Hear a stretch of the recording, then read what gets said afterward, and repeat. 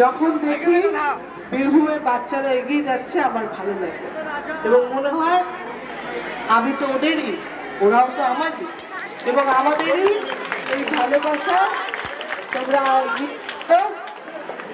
Computer কাজের জন্য ব্যবহার করো, মোবাইলও পড়ার জন্য ব্যবহার করো, বাকি ইনস্টাগ্রাম ফেসবুক খুব কম। কে কে আছো যে ঘন্টা দিনে 1 ঘন্টার বেশি মোবাইল ব্যবহার করো? কে কে হাত তুলে দেখি। 1 ঘন্টার বেশি।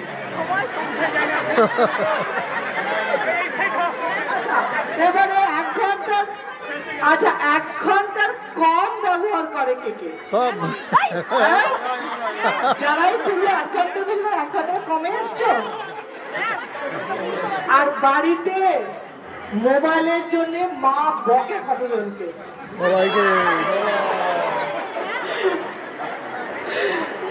তাদের দেখেছো বকুনি? এখন আমরা যারা মা হয়েছি তাদের সবচেয়ে জীবনের বড় শত্রু হয়ে গেছে মোবাইল। সব সময় বাড়িতে, আমি যখন বাড়িতে ঢুকি, আমার ছেলে বড়, সে বাইরে থাকে, আমার মেয়ে ছোট, আমি যখন দরজা খুলি বেল দিয়ে, দরজা খুলে প্রথম বকুনি ওকে দিতে শুরু করি। এখনো মোবাইল দেখছো, কতক্ষণ দেখছো? সকাল থেকে রাত্রি অবধি খালি একটাই কারণে ওকে বকতে হয়, ও বকুনি খায়, হেরাচ্ছে মুখ।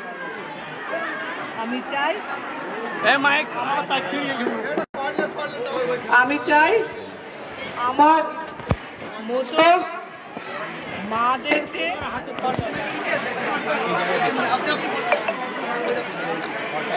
হ্যালো আমি চাই মাদেরকে একটু শান্তি দাও, বাবাদেরকে একটু শান্তি দাও, মোবাইলটা একটু কম দেখো, বাকি সব কিছু করো, যা যে যেটা ভালোবাসো। কেউ নাচতে ভালোবাসো, কেউ গাইতে ভালোবাসো, কেউ এখন হতে হবে তা নয়। সবাই তো ফার্স্ট হতে পারে, মানে একটা ক্লাসে 3 ফার্স্ট হতে, কিন্তু যেটাকে ভালোবাসি সেটার সঙ্গে পড়াশোনাটাও জরুরি। দেখবে স্কুল থেকে যখন কলেজ চলে যাবে, এখন কি মনে হয়, কখন কলেজে যাব, কখন কলেজ যাব, স্কুলের এই বন্দি জীবন ভালো লাগছে না, কলেজ গিয়ে প্রচুর ফ্রিডম। কিচ্ছু নয়, গিয়ে দেখবে স্কুলের যে পাশের বন্ধুটা, যার সঙ্গে এতদিন ধরে পড়েছো, যার সঙ্গে এতদিন ধরে সবকিছু শেয়ার করেছো, তাকে মিস করবে। তাই স্কুলটাই ভালো। এটা কিন্তু যখন কলেজে যাবে তখন এই মুখটা তোমাদের মনে পড়বে যে হ্যাঁ তুমি তো ঠিক বলেছিলে, স্কুলটাই ভালো ছিল। তো ভালো স্কুলে